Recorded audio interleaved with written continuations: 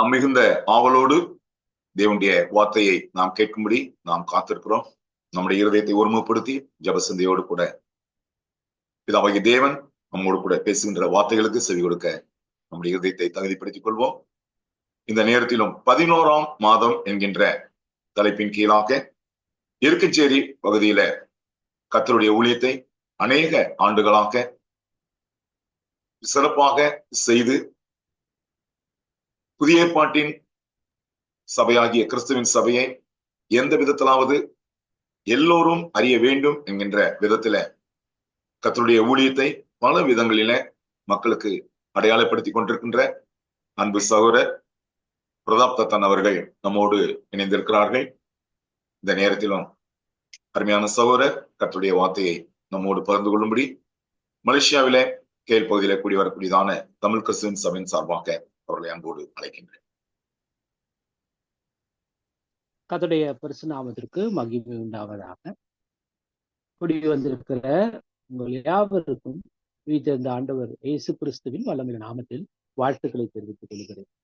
இந்த அற்புதமான நாள் காலை பொழுது கர்த்தருடைய சமூகத்துல நம் கூடும்படியாக செய்த பரலோகத்தின் தேவனுக்கு நம்ம நன்றி சொல்லுவோம். இந்த நாளிலே தேவனுடைய வார்த்தைகளை கேட்பதற்கு நம்ம வைத்துக் கொள்வோம். உங்களை யாருக்கும் தலைப்பு தெரிஞ்சிருக்கோம் நினைக்கிறேன். 11ஆம் மாதம். 11ஆம் மாதம் அதான் தெரியுமே பெட்டர், நம்ம 11ஆம் மாதம் தான் இருக்கிறோம் தெரியுங்களா? 11ஆம் மாதம் ஒரு சிறப்பு மிக்க ஒரு மாதமாக இருந்திருக்கிறது. அதை குறித்து தான் இந்த நாள்ல சில காரியங்கள் நம்ம படிக்கிறோம். யாருக்கு சிறப்பு மிக்க ஒரு மாதமா இருந்திருக்கு அப்படின்னா, குறிப்பா இஸ்ரவேல் மக்களுடைய வாழ்க்கையில ரொம்ப சிறப்பு மிக்க ஒரு மாதமாக இருந்தது. அவங்க வாழ்க்கையில என்ன சிறப்பு மிக்க ஒரு மாதமா இருந்தது அப்படின்னா, நம்ம அதுதான் உபாகமம் 1ஆம் அதிகாரம் 4ஆம் வசனத்துல வாசிக்கிறோம். 40ஆம் வருஷம் 11ஆம் மாதம் 1 தேதியிலே மோசே இஸ்ரவேல் புத்திரருக்கு சொல்லும்படி தனக்கு கர்த்தர் விதித்த யாவையும் அவர்களுக்கு சொன்னான் அப்படின்னு நம்ம வாசிக்கிறோம். 11ஆம் மாசம் 1 தேதியில மோசே என்ன பண்ண ஆரம்பிச்சார் அப்படின்னா, தேவனுடைய வார்த்தைகளை, அதாவது நியாய பிரமாணத்தை மறுபடியுமாக என்ன செய்யறாருன்னா இஸ்ரவேல் மக்களுக்கு சொல்லி மறுபடியுமாக இஸ்ரவேல் மக்களுக்கு போதிக்கப்படுகிறது. மறுபடியுமாக இஸ்ரவேல் மக்களுக்கு நியாய பிரமாணத்தை எப்படி கை கொள்ள வேண்டும், நியாய பிரமாணத்துடைய சட்டங்கள் என்னென்ன, அந்த சட்டங்களை எந்தெந்த சட்டங்களை எப்படி கை கொள்ளும். நம்ம பெரும்பாலும் சொல்லுவோம் இல்லையா, நியாய பிரமாணத்துல 613 சட்டங்கள் இருக்கு. அதுல பெரும்பாலான சட்டங்கள் இந்த உபாகம புத்தகங்கள்ல இருக்கு. இது எப்படி செய்யணும், சோசியல் லா, நிறைய விஷயங்களை இந்த உபாகம புத்தகத்தை சொல்லுவோம். இந்த உபாகமம் புத்தகம் அப்படின்ற போது நமக்கு நல்லா தெரியும். இந்த முதல்ல 5 புத்தகம், ஆதி ஆகமத்திலிருந்து உபாகமத்து வரைக்குமே பஞ்ச ஆகமங்கள்னு சொல்லுவாங்க.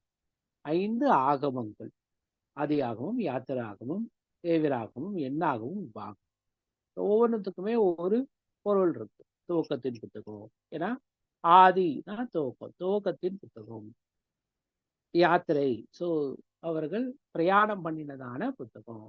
இந்த மாதிரி ஒவ்வொரு விஷயம் சொல்லிருக்கோம். உபாகமம் அப்படின்னு சொல்லும் போது ஆங்கிலத்துல அது டியூட்டார்னமி அப்படின்னு சொல்றாங்க. ஏன் அப்படின்னா மொழிபெயர்ப்புகள்ல அது டியூட்டார்னமி, அதுக்கு ரொம்ப பொருத்தமான விளக்கமா என்ன சொல்றாங்கன்னா செகண்ட் லா அப்படின்ற மாதிரி சொல்றாங்க. இது செகண்ட் லா கிடையாது, ரிப்பீட்டட் லா அப்படின்னு சொல்லலாம். The law was repeated again அப்படின்னு சொல்லிப்பாங்க. அதாவது நியாயப்பிரமாணத்தை மறுபடியுமாக இஸ்ரேல் மக்களுக்கு சொல்லிக் கொடுத்து அல்லது ஞாபகப்படுத்திருக்க, திருப்பி அவங்களுக்கு மறுபடியும் ரிப்பீட்டட், நம்ம சொல்ல இல்லையா, திருப்பி பண்ணாங்க, ரிமைண்டர், ரிப்பீட்டேஷன்ஸ் ஆஃப் தி லா.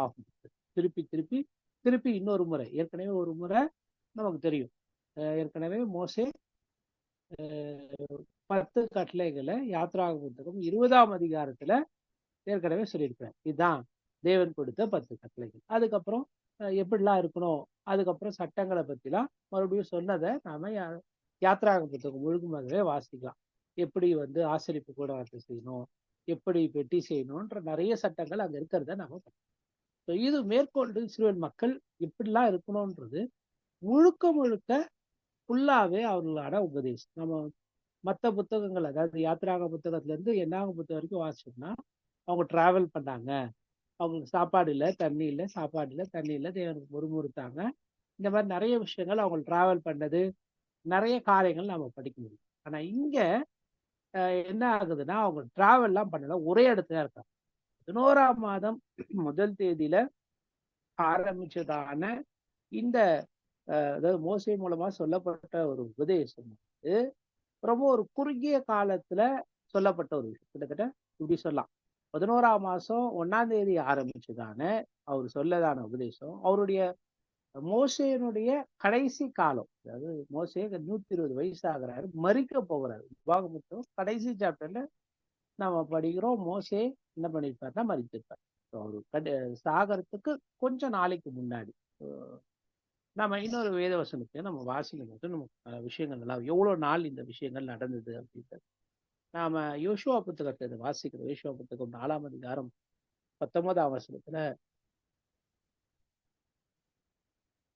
இந்த பிரகாரமாக முதல் மாதம் 10ஆம் தேதியிலே ஜனங்கள் யோர்தானிலிருந்து கரையேறி அப்படின்னு வாசி.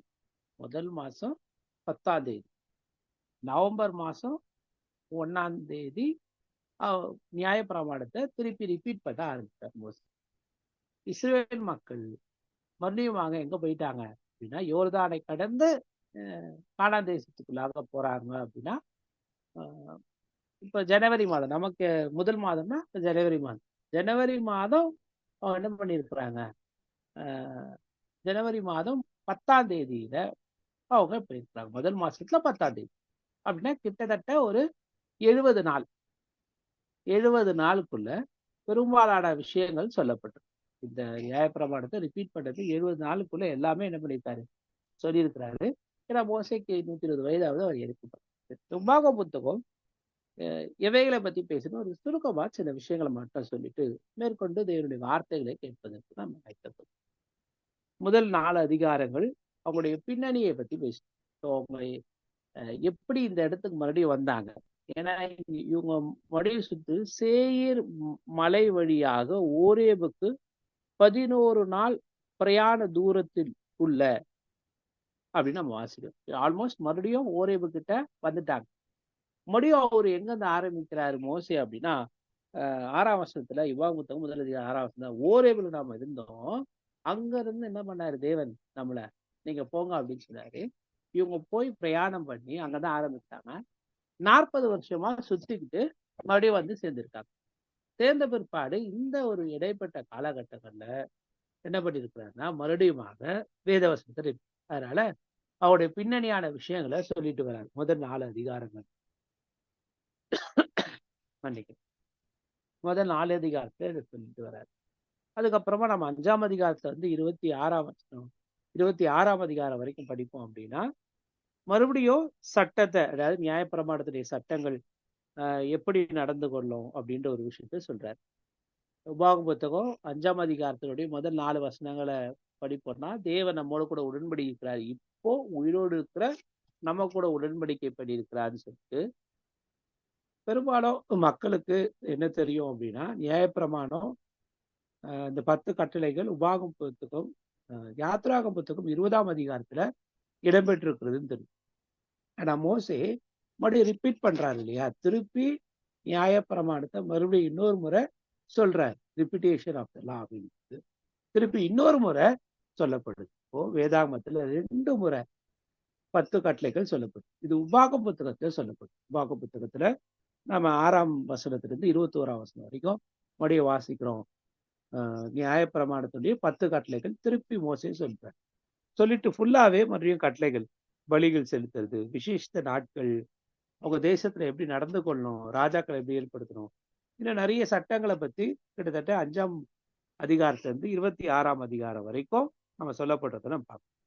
உபாகம் 27-30 வரைக்கும் ஆசீர்வாதத்தை பத்தியும் சாபத்தை பத்தியும் சொல்றாரு. திருப்பி திருப்பி உபாகம் புத்தகத்துல ரிப்பீட் ஆகிற ஒரு விஷயம் இருக்கு அப்படின்னா அது ஒன்னே ஒண்ணுதான். என்னன்னா, கர்த்தருடைய கற்பனைகளையும் நியாயங்களையும் சட்டங்களையும் நீங்க கை கொள்ளுங்க. கை கொண்டு வந்தீங்கன்னா உங்களுக்கு ஆசீர்வாதம், கை கொள்ளனா உங்களுக்கு பாவம். குறிப்பா நாம 27, 28 அதிகாரங்கள்லாம் வாசிக்கும் போது இது தெரியும். குறிப்பா 28ஆம் அதிகாரத்துல முதல் வசனத்திலிருந்து 15ஆம் வசனம் வரைக்கும் நம்ம வாசிப்போம் அப்படின்னா, அங்க தேவனுடைய கட்டளைகளை கை கொண்டு இருப்பீங்க அப்படின்னா உங்களுக்கு என்னெல்லாம் ஆசீர்வாதம் வரும் அப்படின்றத பத்தி பேசும். மறுபடியும் பாகம் 28:16 இருந்து நம்ம அந்த அதிகாரம் முடி வரைக்கும் வாசிப்போம் அப்படின்னா, ஒருவேளை கட்டளைகளையும் கற்பனைகளையும் மீறி நடந்தா, கீழ்ப்படியாம போனா அதற்கு உண்டாகும் சாபங்கள்லாம் என்னென்ன அப்படின்ற ஒரு விஷயத்தை பத்தி நம்ம படிக்கிறோம். அதுக்கப்புறமா 29, 30ஆம் அதிகாரங்கள்ல தேவன் சொல்றாரு, இதெல்லாம் கட்டளைகளை நான் கொடுத்துருக்கேன், ஆனாலும் ஒரு சாய்ஸ் தான். உங்களுக்கு நினைச்சிருக்கேன், நன்மை தீமை, மரணம் ஆசீர்வாதம், மரணம் ஜீவன், என்ன பண்ற ஆசீர்வாதம் சாபம், இதெல்லாம் உங்க முன்னாடி வச்சிருக்கு. யூ சூஸ், நீங்க தேர்ந்தெடுங்க. நீங்க என்ன தேர்ந்தெடுக்கணும்னு நான் விரும்புறேன்னா, நீங்க நன்மையானதை தேர்ந்தெடுக்கணும்னு நான் விரும்புறேன். ஸோ இது 29, 30 அதிகாரங்கள் இருக்கு. பாகம் 31ஆம் அதிகாரத்துல அதாவது மோசே மரிக்க போறாருன்றதுனால யோசுவாவை ஏற்படுத்துறாங்க. 32ஆம் அதிகாரத்துல மோசே ஒரு பாடலை பாடுறாரு, அந்த பாடலுடைய விவரம் அங்க இருக்கு. 33ஆம் அதிகாரத்துல இஸ்ரேல் மக்களை மோசே ஆசீர்வதிக்கிறாரு. இந்த ஆசீர்வாதத்துக்குரிய விஷயம் ஒவ்வொரு கோத்திரங்களையும் ஆசீர்வதிக்கிறார். ஸோ அந்த ஆசீர்வாதத்துடைய விவரம் அங்க இருக்கு. 34ஆம் அதிகாரத்துல மோசே மரிக்கிறாரு அப்படின்ற ஒரு விவரத்தை நம்ம படிப்போம். அவர் மரிக்கிறாரு, யோசுவா ஏற்படுத்தப்படுகிறார். அவர் மாதிரி ஒரு தீர்க்கதரிசி இல்லவே இல்லை அப்படின்றது சொல்லி இந்த உபாக புத்தகம் முழுவதுமாகவே முடியும். யாரு எழுதினார்னா நமக்கு எல்லாருக்குமே தெரியும், மோசே எழுதினாரு. 34ஆம் அதிகாரத்துல தான் அவர் தான் இறந்துட்டாரு. இறந்தது அவர் எப்படி எழுதியிருப்பாரு? ஒருவேளை அதை வேற யாருன்னா எழுதியிருக்கலாம், மேபி யோசுவா எழுதியிருக்கலாம், அப்படி இல்லைன்னா பின்னாடி வந்ததானே எஸ்ரா, நெகேமியா, அந்த மாதிரி ஆட்கள் எழுதி. சரி, அதான் ஏற்கனவே சொல்லிட்டாங்க இல்லையா? ஏற்கனவே நியாயப்பிரமாணத்தை 10 கட்டளைகளை மோசே கொடுத்தாரு, அதை எடுத்துட்டு வந்து சொன்னாரு. அதுக்கப்புறம் சட்டங்கள்லாம் கொடுத்துட்டாங்க. மறுபடியும் ஏன் இந்த சட்டங்கள் திரும்பி சொல்லப்பட்டது? ஏன் உபாகம புத்தகம்? உபாகம புத்தகம் நமக்கு தெரியும். உபாகமம் அப்படின்னா உபதேச புத்தகம் அப்படின்னு சொல்லி. உபாகம்னா தமிழ்ல நம்ம ரொம்ப சிம்பிளா சொல்லிக்கலாம்னா உபதேசத்தின் புத்தகம், அல்லது மோசேயுடைய சட்டத்தை விவரிக்கிற ஒரு புத்தகம். அப்படின்னா நாம உபதேசம், ஆகமம்னா நமக்கு தெரியும் புத்தகம். ஆகவே உபதேசத்தின் புத்தகம். என்ன உபதேசத்தின் புத்தகம்? மோசேயுடைய நியாயப்பிரமாணத்தினுடைய உபதேசத்தின் புத்தகம். இதுல எதுவுமே அவங்க டிராவல் பண்ணது பெருசா வரவே வராது. நம்ம நிறைய வரலாற்று பின்னாடி படிப்போம். அவங்க எகிப்துல இருந்து இங்க கானா தேசத்துக்கு வரதுக்கு இங்க எல்லாம் டிராவல் பண்ணாங்க. அந்த மாதிரி பெரிய டிராவல் இங்க இருக்காது. ஏன்னா ஒரே இந்த 3 மாச காலகட்டத்துல நடந்த ஒரு விஷயங்களை 70 நாளுக்குள்ள நடந்த விஷயங்கள் தான் இங்க இருக்கிறத நம்ம பார்க்கணும். ஏன் ரிப்பீட்டட் ஆச்சு அப்படின்னா, ஒண்ணு அவங்க திருப்பி நினைவு வைத்துக் கொள்ளணும் அப்படின்ற ஒரு காரணம், திருப்பி அவங்களுக்கு நினைப்பூட்டணும். ஏன்னா 40 வருஷமா அவங்க வனாந்தரத்துல சுத்திட்டு வந்துட்டாங்க, வந்ததுனால சொல்லியிருக்கு ஒரு காரணம். 2வது ஒரு காரணமா என்ன இருக்கும் அப்படின்னா, நம்ம உபாகம புத்தகம் 5ஆம் அதிகாரத்தை வாசிப்போம். தேவன் என்ன செஞ்சார்னா, இங்கு உயிரோடு இருக்கிறோம் நம் அனைவரோடும் பண்ணினார் இந்த உடன்படிக்கை அப்படின்னு சொல்லி மோசே சொல்லுவார். இங்க உயிரோடு இருக்கும் நம்மோடு தேவன் இந்த உடன்படிக்கை பண்ணினார் அப்படின்னா, ஏற்கனவே இருந்த மக்கள், நமக்கு இஸ்ரேலுடைய சரித்திரம் தெரியும். இஸ்ரேல் மக்கள் தேவனுக்கு விரோதமா போனதுனால எகிப்தில இருந்து கிளம்பின வயது உள்ளவர்கள், நல்ல ஒரு வயது நிறைந்த மக்கள் எல்லாருமே இருக்கிறாங்க. இப்ப இருக்கிற இஸ்ரேல் மக்கள் ஒரு நியூ ஜெனரேஷன், அதாவது புதிய தலைமுறை. ஏன்னா ஏற்கனவே இருந்த எகிப்தில இருந்து கிளம்பின தலைமுறை எல்லாமே அழிஞ்சுட்டாங்க, யோசுவா காலேபும் தவிர. மீதி பேர் தான் இப்ப இருக்காங்க. அப்ப அந்த புதிய தலைமுறைக்கு மறுபடியும் மோசே என்ன பண்றாருன்னா, திருப்பி இந்த நியாயப்பிரமாணத்துடைய எல்லா சட்டத்திட்டங்களையும், நியாயப்பிரமாணத்துடைய எல்லா விதிமுறைகளும் நீங்க அங்க போய் சேர்ந்த பிற்பாடு நீங்க இதெல்லாம் செய்யணும், இதெல்லாம் செய்யணும், இதெல்லாம் செய்யணும் அப்படின்னு சொல்லி திருப்பி என்ன பண்றாரு, ரிப்பீட் பண்றாரு. இந்த புத்தகம் இவைகளை தான் நமக்கு சொல்லி கொடுக்குது. இதுதான் உபாகம புத்தகம். இத 11வது மாசத்துல பெரும்பாலான விஷயங்களை மோசி அவங்களுக்கு நினைப்பூட்டி என்ன பண்ணியிருக்கிறாருன்னா சொல்லியிருக்கிறார். இதெல்லாம் சரி. இதெல்லாம் எதுக்கு நம்ம படிச்சோம்? இந்த விஷயங்கள்லாம் ஏன் சொன்னோம்னா, எப்படி இஸ்ரவேல் மக்கள் இந்த 11வது மாதத்தை ஒரு முக்கியமான மாதமா, அந்த முக்கியமான மாதத்துல நிறைய விஷயங்களை ரிப்பீட் பண்ணாங்களோ, அதாவது நியாயப்பிரமாணத்தினுடைய காரியங்களை மறுபடியும் ஒரு முறை ரிப்பீட்டேஷன் பண்ணாங்களோ, நமக்கு தெரிஞ்ச ஏற்கனவே நல்ல பரிச்சயமான நல்ல அறிந்ததான சத்தியங்களை இந்த 11வது மாசத்துல கூட ஒரு முறை என்ன செய்ய விரும்புறேன், நம்ம ரிப்பீட் பண்ணி பார்க்கலாம். மறுபடியும் என்ன செய்யணும், கிறிஸ்துவனுடைய பிரமாணத்தை ரிப்பீட் பண்ணுவோம். இந்த கிறிஸ்துவின் பிரமாணத்தை நாம ஒரு முறை மறுபடியும் என்ன பண்ணணும், சீர்தூக்கி பார்க்கலாம். அதாவது நம்மை சீர்தூக்கி பார்க்கலாம். இந்த பிரமாணத்தை கொண்டு நம்ம சீர்தூக்கி பார்க்கலாம். பேதுருல 2 பேதுரு புத்தகம் 1 அதிகாரம் 12ஆம் வசனத்துல பேதுரு சொல்லுவாரு, இதெல்லாம் உங்களுக்கு ஏற்கனவே தெரியும், இதெல்லாம் நீங்க தெரிஞ்சிருக்கோம், இதெல்லாம் நீங்க ஏற்கனவே கை கொண்டு வருவீங்க, நீங்க ஏற்கனவே கை கொண்டு உறுதியா இருந்தா கூட இதை நினைப்பூட்டுவது எனக்கு அவசியம்னு கண்டது அப்படின்னு சொல்லி சொல்லுவார். நான் இதை நினைப்பூட்ட விரும்புகிறேன்னு சொல்லுவார். அந்த மாதிரி 11ஆம் மாதத்துல எப்படி ஒரு ரிப்பீட்டடா ஒரு விஷயங்கள் அவர் சொன்னாரு, திருப்பி சொன்னாரு, ரிப்பீட் பண்ணி அவங்களை நினைப்பூட்டினாரு. அந்த மாதிரி இந்த நாளில ஒரு விஷயத்தை, அதாவது கிறிஸ்துவின் பிரமாணம் நமக்கு சொல்லுகிற, கிறிஸ்துவனுடைய பிரமாணம் சொல்லுகிற இந்த 11வது மாதத்துல நாம நிறைவேற்றோம்.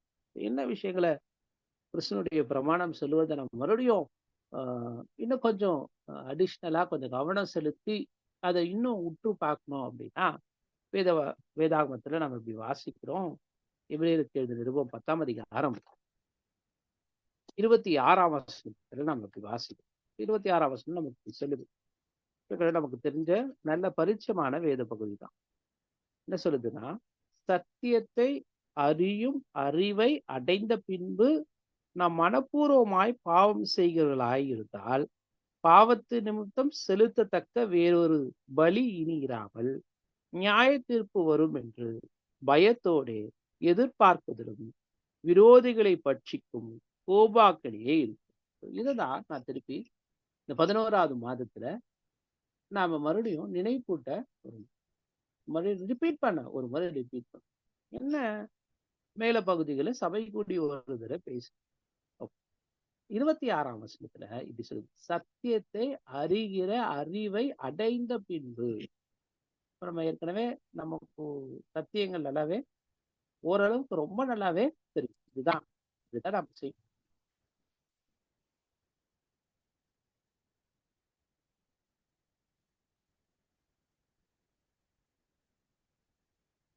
இவையெல்லாம் நம்ம அறிந்த பிற்பாடு மனப்பூர்வமா பாவம் செய்வோம் அப்படின்னா இனி பலி கிடையாது.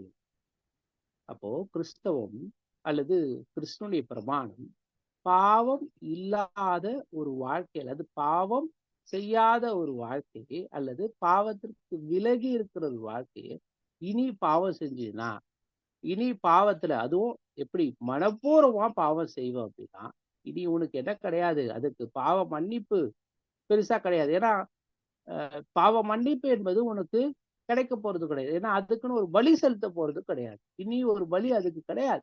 அதனால ரொம்ப ஜாக்கிரதையாவே இருக்கணும். அப்ப இதை ரிப்பீட்டடா பைபிள் சொல்லுது. இனி நம்ம பாவத்துல விலகி இருக்கிறத பத்தி வேதாகம் நமக்கு எச்சரிக்கிறது, அல்லது வேதாகம் நமக்கு என்ன சொல்லுது அப்படின்னா, நம்மை ஊக்கப்படுது பாவம் இல்லாத ஒரு வாழ்க்கையை வாழ்வதற்கு, பரிசுத்தமான ஒரு வாழ்க்கை வாழ்வதற்கு வேதவசனம் நம்மை ஊக்கப்படுத்துகிறது.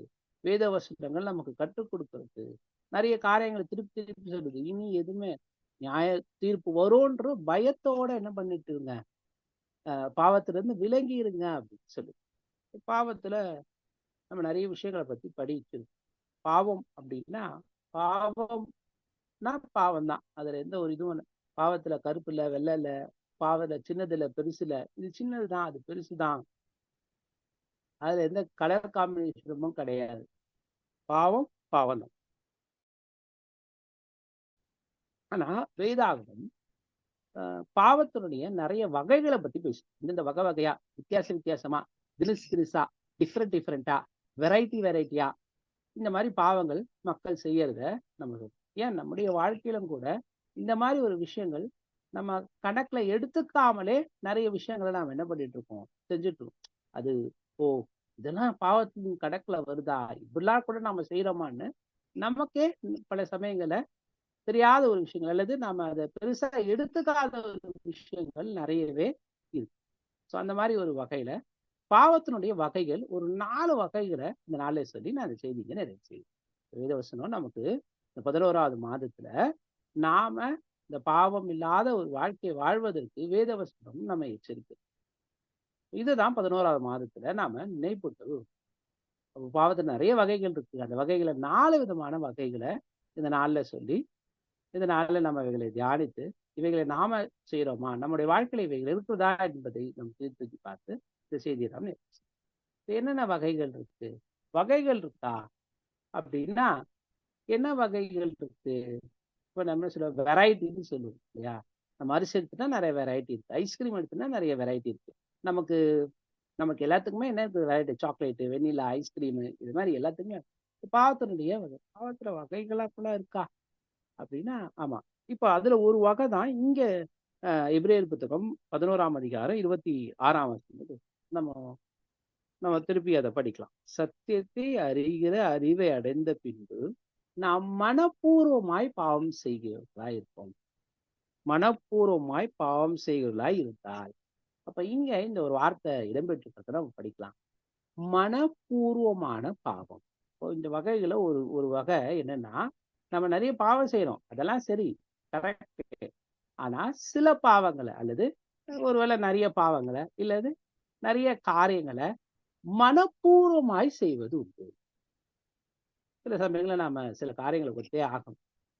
ஆமா, நான் இந்த விஷயத்த எப்படிதான் செஞ்சேன். பாவம் செய்யறதே மனப்பூர்வமா செய்யறது தான். அப்புறம் என்ன மனப்பூர்வமா பாவம் வேற தனியா அப்படின்னா, இது இன்னும் கொஞ்சம் ஸ்பெஷலான இதுவா நம்ம எடுத்துக்கலாம். என்ன அப்படின்னா, ஆங்கிலத்துல இதுக்கு என்ன சொல்றாங்கன்னா வில்ஃபுல் சின். இந்த வார்த்தைக்கு பேரு மனப்பூர்வமா வில்ஃபுல் சின். மனமுகந்து, மனம் அறிந்து, அதாவது நம்ம வாகம் ரோமர் புத்தகத்துல வாசிப்போம்.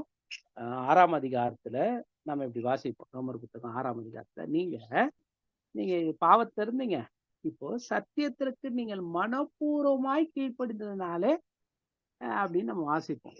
மனப்பூர்வமாய் கீழ்ப்படியது. அப்போ மனப்பூர்வமா சத்தியத்துக்கு கீழ்ப்படிஞ்சோம் அப்படின்னு வேதவசம் சொல்லும் போது நம்ம ஒத்துக்கிறோம். பூர்வமா நம்ம அந்த முழு மனசோட, யாருடைய வற்புறுத்து இல்லாம, யாருடைய கட்டாயம் இல்லாம, யார நமக்கு எதுவும் ஃபோர்ஸ் பண்ணாம, நானாதான் செஞ்சேன், நானா விருப்பப்பட்டு தான் செஞ்சேன், நானா என்ன பண்ணிருக்கேன், மனப்பூர்வமா செஞ்சிருக்கேன். அப்ப வேதவசனம் அதுதான் இங்க சொல்லுது, மனப்பூர்வமான ஒரு பாவம். நம்ம நிறைய சமயங்கள சில பாவங்களை, இல்ல நிறைய பாவங்களை மனப்பூர்வமா தான் செய்யும். அததான் வேதவசனம் எச்சரிக்குது. சத்தியத்தை அறிகிற அறிவை அடைந்த பின்பு மனப்பூர்வமா. அதனால்தான் மேல ஒரு உதாரணத்தை கூட கான்டெக்ட் படி, அதாவது இந்த வேத வசனத்தின்படி மேல கான்டெக்ட் தான், சபை கூடி வருதுல சிலர் விட்டுறாங்க, நீங்க விட்டுறாதீங்க. நிறைய பேரு மனப்பூர்வமா அதை மனமறிஞ்சு பரவாயில்ல அடுத்த வாரம் போய்க்கலான்னு மனமறிஞ்சு அதை செய்யக்கூடியவங்களா இருக்கிறாங்க. இதுல ஒரு உதாரணத்தை மட்டும் சொல்லி அடுத்த நம்ம வகைக்கு போயிடலாம். இப்ப ஆதாம் ஏவாள் இதை எப்படி செஞ்சிருப்பாங்க? அவங்க பாவம் செஞ்சாங்கன்னு நம்ம படிக்க வேதாகம். அவங்களும் குறிப்பா ஏவாள், அவங்களுக்கு தெரியுமானா தெரியும், அது சாப்பிடக்கூடாது, சாப்பிடணும்னாலும் சாகவே சாவாய், தேவன் கூப்பிட்டு ஏற்கனவே சொல்லிட்டாரு. தெரியுமா, சத்தியத்தை அறிகிற அறிவை அடைஞ்சாங்கன்னா அடைஞ்சிட்டாங்க, சத்தியம் தெரியுது. இது செய்யக்கூடாதுன்னு நாம நல்லாவே தெரியுது. செய்யக்கூடாதுன்னு தெரிஞ்சும் அதை தான் செய்வேன்னு செஞ்சா அது மனப்பூர்வமா ரொம்ப அழகா மனப்பூர்வமா சரி பரவாயில்ல ஒரு முறை சாப்பிட்டு பார்ப்போம் அப்படின்னு சொல்லி மனப்பூர்வமா அதை எடுத்து என்ன பண்ணிருக்கிறாங்க, சாப்பிட்டுருப்பாங்க. அதை எடுத்து சாப்பிட்டுருக்காங்க. பிரியமானவர்களே, ஒரு விஷயத்தை நினைவுபடுத்துற அவரு ஆதாம் ஏவாள் ஒரே ஒரு நாள், ஒரே ஒரு முறை, ஒரே ஒரு சூழ்நிலை, ஒரே ஒரு பாவத்தை செஞ்சதுனால, மனப்பூர்வமா ஒரே ஒரு முறை பாவம் செஞ்சதுனால தேவன் அவர்களுக்கு தண்டியாம விட, ஒரே ஒரு நாள், ஒரே ஒரு முறை, ஒரே ஒரு சந்தர்ப்பத்துல ஒரே ஒரு பாவத்தை செஞ்சு, அதுக்கப்புறம் மாதாமே என்ன பாவம் செஞ்சாங்கன்னு நமக்கு தெரியல. ஒருவேளை வேதாகம் நமக்கு அதை பெருசா சொல்லலை. அதுக்கப்புறம் ஆனா முதன்மையா இந்த பாவத்தை பத்தி தான் பெருசா பேசுது. முதல் பாவம், first sin, One sin, one time sin, one day, one situation, one time, Adam and Eve committed one sin, God have punished them. அதுதான் இங்க வேதம் சொல்லுது. சத்தியத்தை அறிகிற அறிவை அடைந்த பின்பு மனப்பூர்வமாய் பாவம் செய்கிறவனாயிருந்தார். செலுத்தத்தக்க பலி இனி இல்ல, நியாய தீர்ப்பு தான் வரும்னு பயப்படுறது. ஒரு முறை செஞ்சவங்களே தேவன் இல்லை அப்படின்னா, சத்தியத்தை நல்லா தெரிஞ்ச பிற்பாடு திருப்பி திருப்பி மனப்பூர்வமா மனம் வந்து நம்ம நிறைய விஷயங்களை செஞ்சுட்டே இருப்போம் அப்படின்னா, குறிப்பா நல்லதுன்னா நமக்கு நல்லா தெரியும். இதுதான் நல்லது, நல்லதுன்னு தெரிஞ்சு பைபிள் அதானே சொல்லுது. யாக்கோபின் புத்தகம் 4ஆம் அதிகாரம் 17ஆம் வசனம் தானே சொல்லுது, நன்மை செய்ய அறிந்தவனாயிருந்தும் அதை செய்யாம போனால் அது அவனுக்கு பாவமா இருக்கு. ஏன்னா மனப்பூர்வமா செய்ய நல்லதுன்னு தெரிஞ்சு செய்யல, விட்டுறான். யோசித்து பாரு, நாம எவ்வளவு விஷயத்த மனப்பூர்வமா கடவுளுக்கு விரோதமா எவ்வளவு மனமுகந்து நம்ம காரியங்களை செய்யறத நம்மை நாமே சிந்திக்கலாம். இந்த 11ஆவது மாதம் இந்த காலை பொழுதுல கர்த்தருடைய வார்த்தை நமக்கு சொல்லுகிற காரியங்கள் தான். 11ஆம் மாதத்தை நினைப்பூட்டுகிறார் தேவன். நம் பாவத்திற்கு விலகி வாழ்கிற வாழ்க்கையை வாழ வேண்டும். மறுபடியும் நியாயப்பிரமாணம் இஸ்ரவேல் மக்களுக்கு 11ஆம் தேதி நினைப்பூட்டப்பட்டது போல இந்த காலை பொழுதுல இந்த 24ஆம் வருடம் 2024ஆம் வருடம் 11ஆவது மாதத்தை வாழ்ந்து கொண்டிருக்கிற நமக்கு தேவன் நினைப்பூட்டுகிறார்.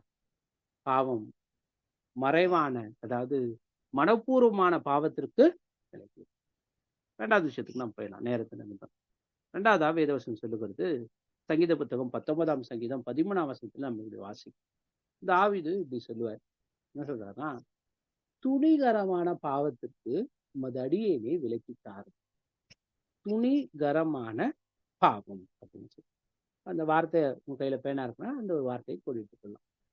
துணிகரமான பாவம், துணிச்சல். நம்ம சொல்லுவோம் இல்லையா, என்ன துணிகரம், உங்க பிள்ளைகள்கிட்டயோ இல்ல வேலை ஸ்தலத்தையோ சொல்லுவோம், எவ்வளவு துணிச்சலா இதை செஞ்சிருக்கான் பாரு, எவ்வளவு அவனுக்கு குண்ட தைரியம் பாரு, அவனுக்கு எவ்வளவு நெஞ்செழுத்து இருந்தா, அவனுக்கு எவ்வளவு திமிரு இருந்தா, எவ்வளவு அகந்த இருந்தா, நான் செய்வதுதான் செய்வேன்னு செய்யறான் இல்ல, துணிகரமா செய்யறத பத்தி இது தாவீது அதுக்காக என்ன பண்றாருன்னா ஜெபம் பண்றாரு. துணிகரமான பாவத்திற்கு முதலியனை விலக்கி தாரும். நம்ம என்னாகும் புத்தகத்துல இவைகளை வாசிக்கிறோம்.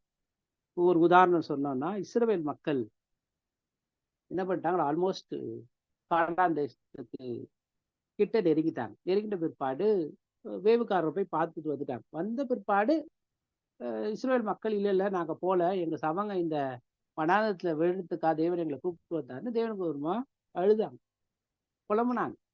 அப்போ தேவன் என்ன சொல்லிட்டாருன்னா, இல்ல நீங்க போக மாட்டீங்கன்னு. அதை கேட்காத மக்கள் மறுபடியும் துணிகரமா அந்த மலை மேல ஏறாங்க. மோசே சொல்லிட்டாரு, ஏறாதீங்க, தேவனும் கூட இல்லைன்னு சொன்ன பிற்பாடு மக்கள் துணிஞ்சு மலை மேல ஏறினாங்க.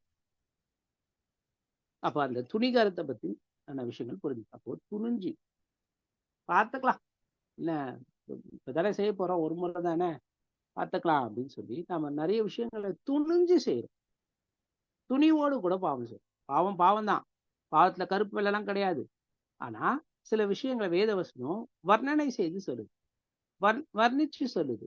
இன்னும் கொஞ்சம் நாம நல்லா புரிந்து செயல்படுவதற்கு, அதை தவிர்ப்பதற்கு விஷயங்களை சொல்லுது. நீ துணிஞ்சே செய்யற ரெபலிங் ஹார்ட் அப்படின்னு நாங்க சொல்லுவாங்க. அவ்வளவு ஒரு குட்ட தைரியம், நம்ம தமிழ்ல சொல்லு குட்ட தைரியமான ஒரு ஆள். துணிஞ்சு பார்த்துக்கலாம் போ அப்படின்ற மாதிரி. நீங்க பாத்தீங்கன்னா நமக்கு நல்லா தெரிஞ்ச ஒரு உதாரணம் ஊசா. ஊசா என்ன பண்ணுவாரு, அவர் தான் ரதத்தை ஓட்டிட்டு வந்தாரு. அவரு தேவன் அடிச்சார் அப்படின்னு சொல்லி அவர் செத்து போயிட்டாரு அப்படின்ற ஒரு விஷயத்த நாம அங்க படிக்கிறோம். குறிப்பா நாம அதை 2 சாமுவேல் புத்தகம் 6ஆம் அதிகாரம் முதல் 11ஆம் வசனத்தை நாம் படிக்கிறோம்.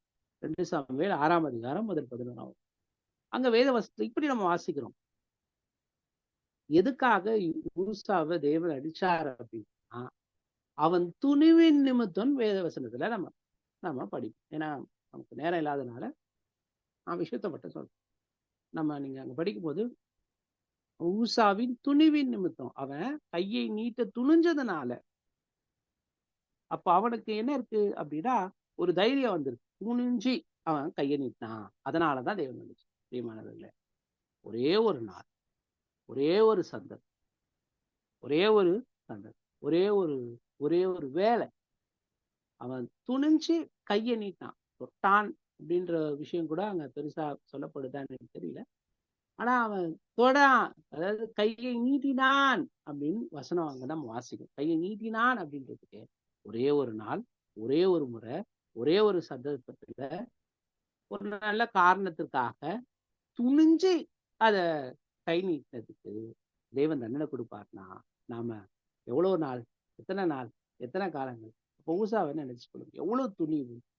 மக்கள் சொல்லிட்டாங்க, வேணாம் செய்யாத பிற்பாடு துணிஞ்சு செய்யுது, துணிகரமா செய்யுது. ரொம்ப நம்மளை என்ன செய்யறது, அதுக்கு நம்முடைய மங்களை தயார்படுத்திக் கொள்ளு. நேரத்து நிமித்தம் நான் 3வது விஷயத்துக்கு போறேன்.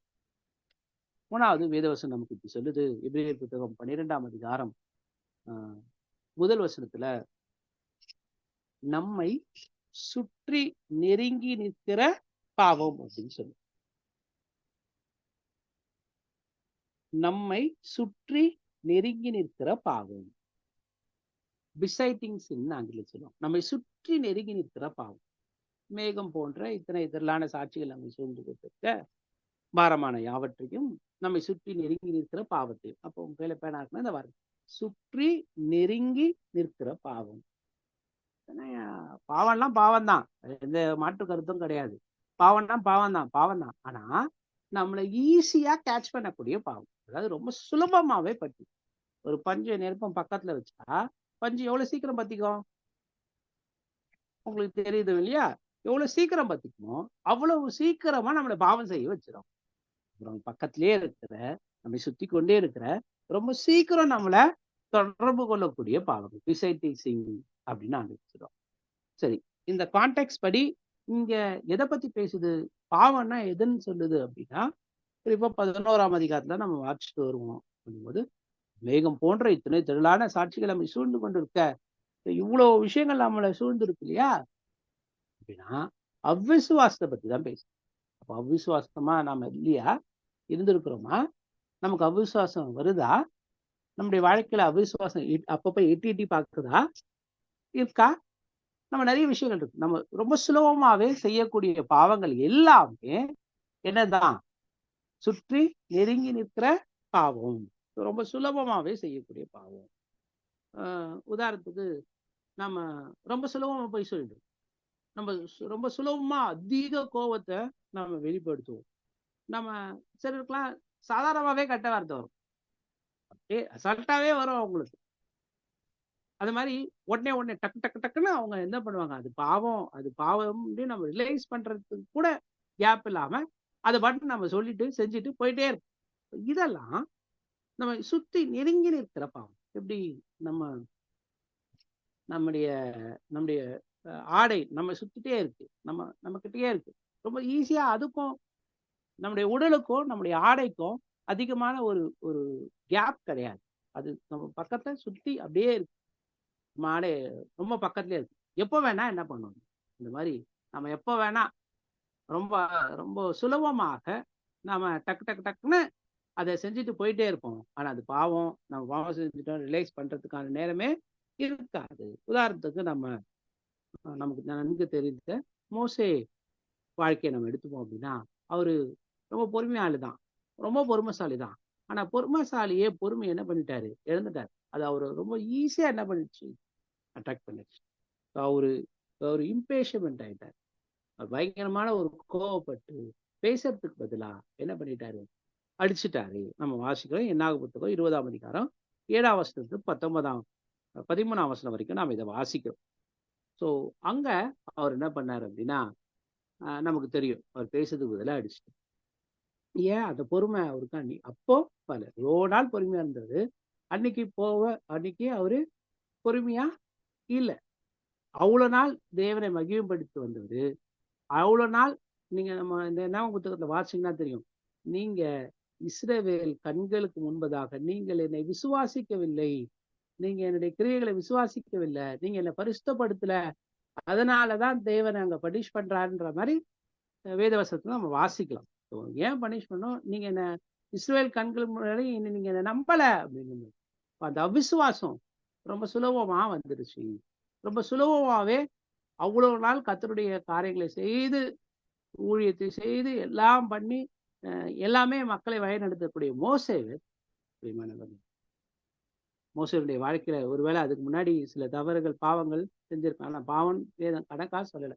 ஒருத்தர் கொலை செஞ்சிருக்காரு, ஏன் கொலை செஞ்சாரு, அதுக்காக நீ இஸ்ரவேல் மக்களை வழிநடத்த மாட்டேன்லாம் சொல்ல. ஆனா குறிப்பா இந்த பாவம் பேசுறதுக்கு பதிலா அடிச்சதுல சொல்லப்பட்ட இந்த சுற்றி நெருங்கி நின்ற இந்த பாவம் அவிசுவாசம் ஈஸியாகும். நீ கண்களுக்கு முன்பாக விசுவாசிக்கவில்லை.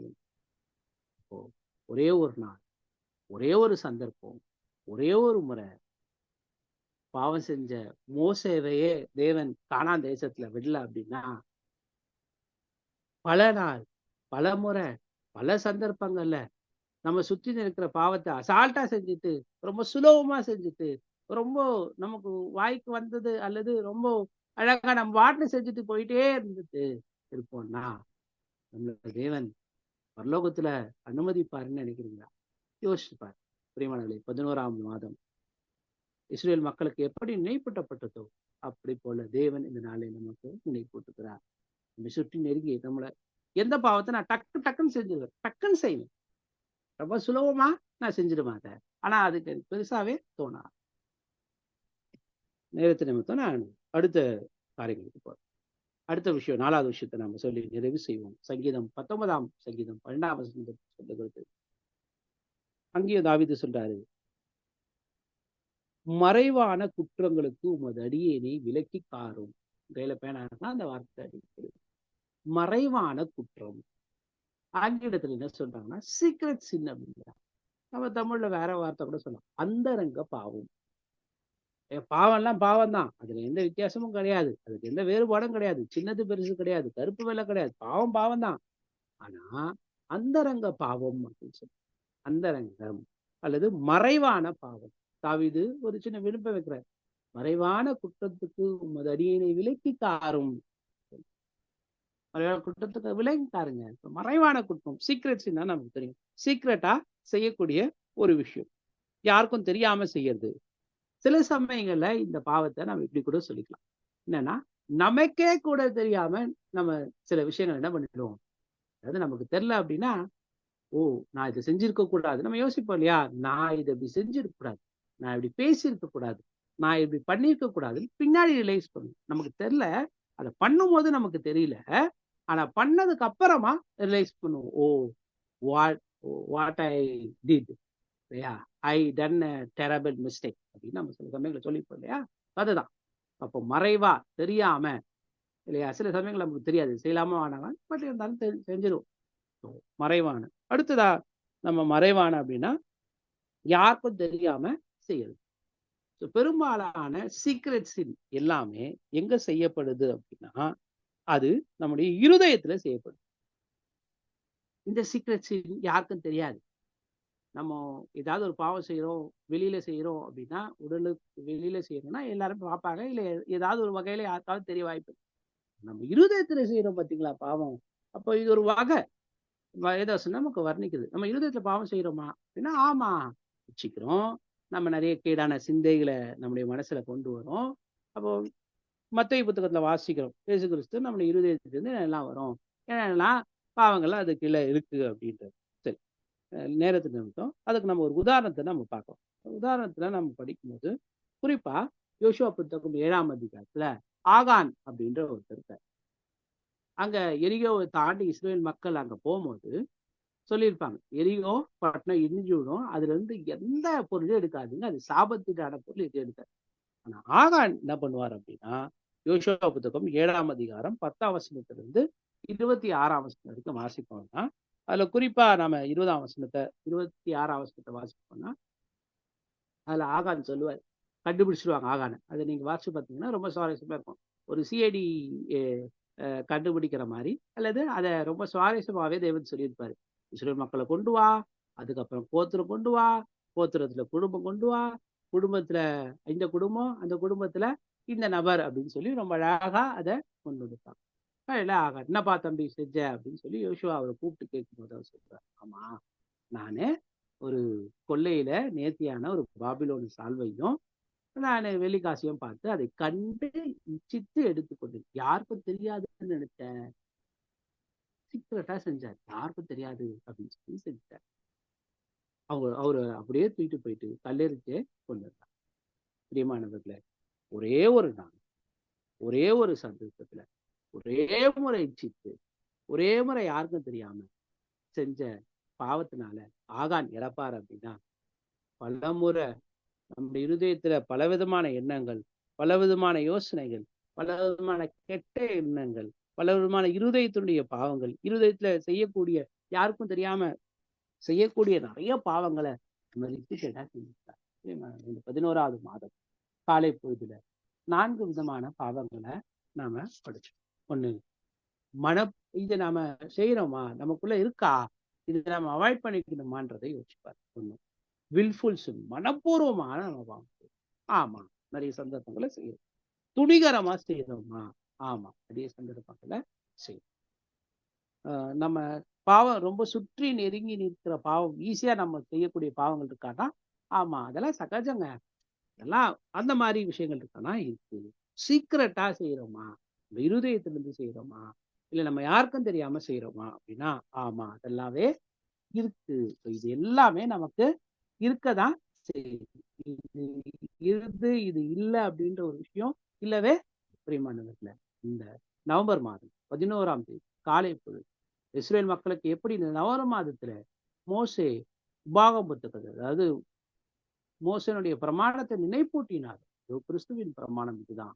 நாம நம்மை பரிசுத்தமாய் காத்துக் கொள்வது, பாவம் இல்லாத ஒரு வாழ்க்கையை வாழ்வதற்கு நம்மை தயார் செய்வது. நம்ம இந்த வகைகள்லாம் என்ன செய்யறோம், நம்ம ஏதோ எல்லா வகையிலுமே நாம அங்க இருக்கிறோம். இந்த வகைகளை ஏதோ ஒண்ணுல நாம சிக்கி கொண்டிருக்கிறோம். இதுல இருந்து நம்மை தப்பித்துக்கிறது, இதுல இருந்து நம்மை பாதுகாத்துக் கொள்வது நம்மள. ஒரே ஒரு நாள், ஒரே ஒரு முறை, ஒரே ஒரு சந்தர்ப்பத்துல செய்த பாவத்துக்கு தேவன் தண்டனை கொடுப்பாரு அப்படின்னா, சத்தியத்தை அறிந்த மனப்பூர்வமா பாவம் செய்யும், துணிகரமா பாவம் செய்வோம்னா, மனம் சுற்றி நெருங்கிற பாகத்தை ஈஸியா செஞ்சுக்கணும். சீக்கிரட்டா நாம பாவம் செய்வோம்னா தேவன் அதை, அதனால்தான் தாவீது அங்க ஜெபம் பண்ணுவாரு, துணிகரமான மறைவான குற்றங்களுக்கும் உமது அடியனை விலக்கி காரும், அவைகளால் உமது அடியனை எச்சரிக்கப்படுகிறேன். துணிகரான பாவத்திற்கு என்ன பண்ணுங்க, என்னை விலங்குங்க. என் வாயின் வார்த்தைகளும் இருதயத்தின் தியானம் உம்முடைய சமூகத்தில் பிரீதியா இருப்பதாக அப்படின்னு சொல்லி சங்கீதம் 19 தாவீது சொல்லுவார். துணிகரம் பாவம் உமது விலக்கி காரும், அதனால் உமது அடியனை எச்சரிக்கப்படுகிறேன். இந்த ஜபங்களை நாமளும் கூட இந்த நாள்ல பண்ணு.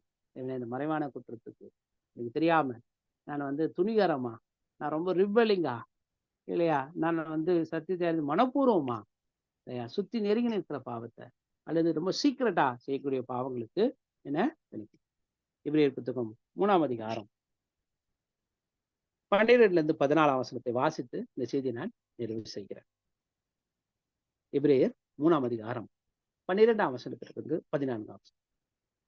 இவ்வளவு நேரம் சொன்ன செய்தி இதுல இருந்தா எடுத்து இந்த வேத பகுதி சொல்றதுதான் செய்தியா சொல்லி 12ஆம் வசனத்துல 14 வாசிக்கிறேன், கவனி.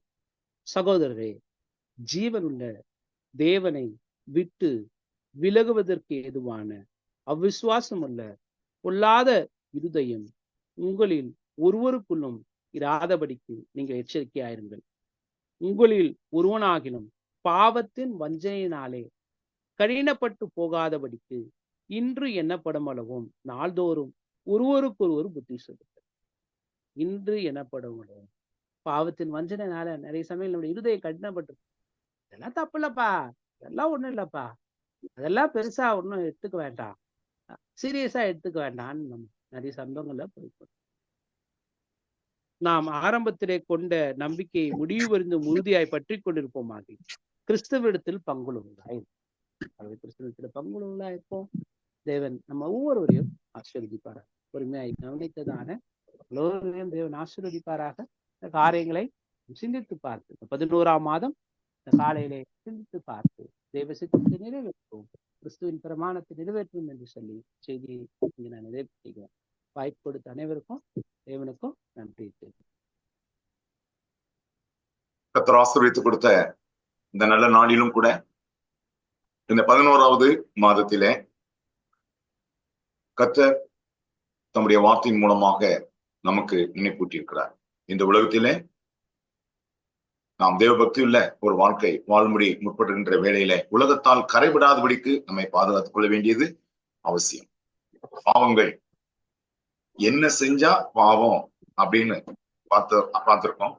ஆனால் அந்த பாவத்தின் வகை மறைவான பாவங்கள், நம்மை சுற்றி நெருங்கி நிற்கிற பாவங்கள், துணிகரமான பாவங்கள், இப்படிப்பட்டதான இந்த பாவங்களுக்கு நம்மை விலக்கி நம்மை பாதுகாத்துக் கொள்ளத்தக்கதாக தேவன் நம்முடைய தாசரை கொண்டு மிகவும் சிறப்பாய் கர்த்தருடைய வார்த்தையை நம்மோடு பகிர்ந்திருக்கிறார். சிந்திப்போம், செயல்படுவோம். கர்த்தருடைய வருகை மட்டும் நம்மை பாதுகாத்துக் கொள்ள நம்மை ஆயத்தப்படுத்திக் கொள்வோம். இந்த நேரத்திலும் மிகவும் சிறப்பாய் நாம் சிந்தித்து செயல்படும்படி கர்த்தருடைய வார்த்தையை நமக்கு பகிர்ந்து கொடுத்த அருமையான சகோதரர் பிரதாப் தத்தன் அவர்களை மலேசியாவிலே கேல் பகுதியில கூடி வரக்கூடியதான தமிழ் கிறிஸ்துவின் சபையின் சார்பாக அவர்களை வாழ்த்துகின்றோம். தொடர்ந்து சகோதரருக்காக, அவருடைய ஊழியர்களுக்காக, அவருடைய குடும்பத்திற்காக, அவருடைய சகோதரனுக்காக நாம் தொடர்ந்து நாம் ஜெபிக்கவும் நாம் கடமைப்பட்டிருக்கிறோம். இந்த நேரத்தில ஆராதனை மற்றும் ஒரு முக்கியமான பகுதிக்கு நாம் கடந்து வந்திருக்கிறோம். கர்த்தராகிய இயேசுவை நினைவுகூரத்தக்கதான பந்தியில நாம் பங்கு கொள்ள வந்திருக்கிறோம். அதற்கு முன்பதாக ஒரு பாடலை நாம் கருத்தை உணர்ந்து நாம் பாடி நாம் இந்த பந்திக்குள்ளாய் கிடைச்சோம். பலிபீடத்தில் என்னை பரணே, பாடலின் 167வது என்னுள்ள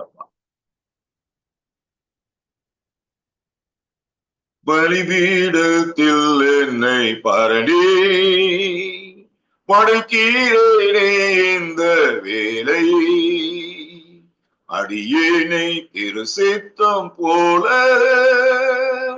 ஆண்டு நடத்திடுவி, அடியேனை திரு சித்தம் போல ஆண்டு நடத்திடுவி, கல்வாரியின் அன்பினை கண்டு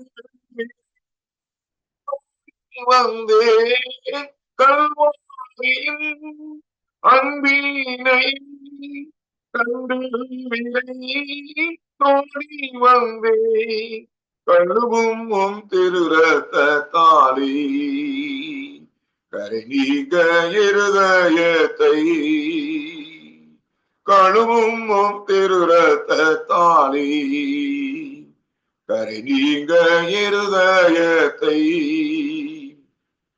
நீரன்றி என்னாலே பாரில் ஏதும் நான் செய்திட இயலே, சேர்ப்பீரே வழுவாது என்னை காத்து உமக்காய் நிறுத்தி, சேர்ப்பீரே வழுவாது என்னை காத்து உமக்காய் நிறுத்தி, கல்வாரியின் அன்பினையே கண்டு விரைந்தோடி வந்தே, கல்வாரியின் அன்பினையே கண்டு விரை ஓடி வந்தே, கழுவும் உம் திருரத்த தாடி கரைநீங்க இருதயத்தை, கழுவும் உம் திருரத்த தாளி கரைநீங்க இருதயத்தை, சுயமென்னில் சாம்பலாய் மாற சுத்தாவியே ஆனல் ஓட்டு, ஜெயம் பெற்று மாமிசம் சாக தேவா அருள் செய்குவி, ஜெயம் பெற்று மாமிசம் சாக தேவா அருள் செய்குவி,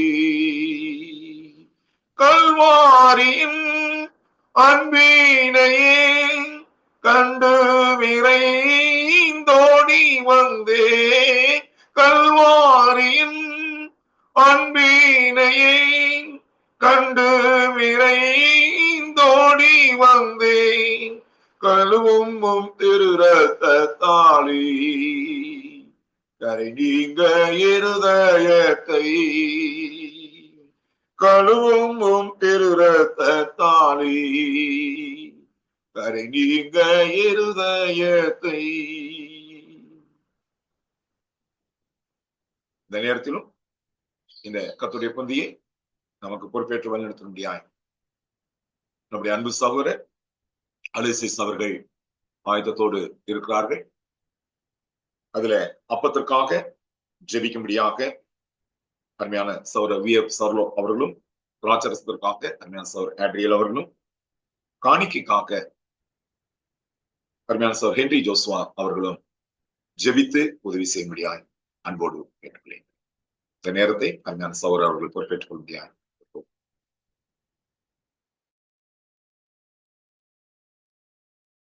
வாரத்தில் முதல் நாள் தேவனை தொழுது கொள்ளும்படியாக கூடி வந்திருக்கிறோம்.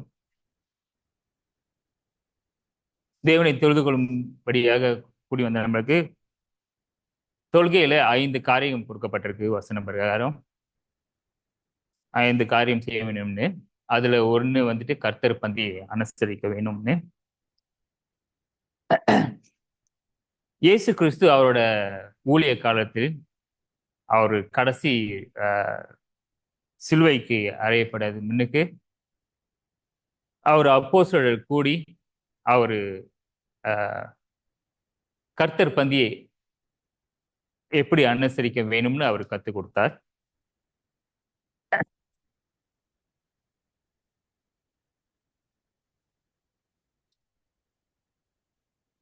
மத்தேயு 26வது அதிகாரம் 29வது வசனத்தை வாசிக்கும்படியாக இருக்கிறேன். Matthew chapter 26 verse 29.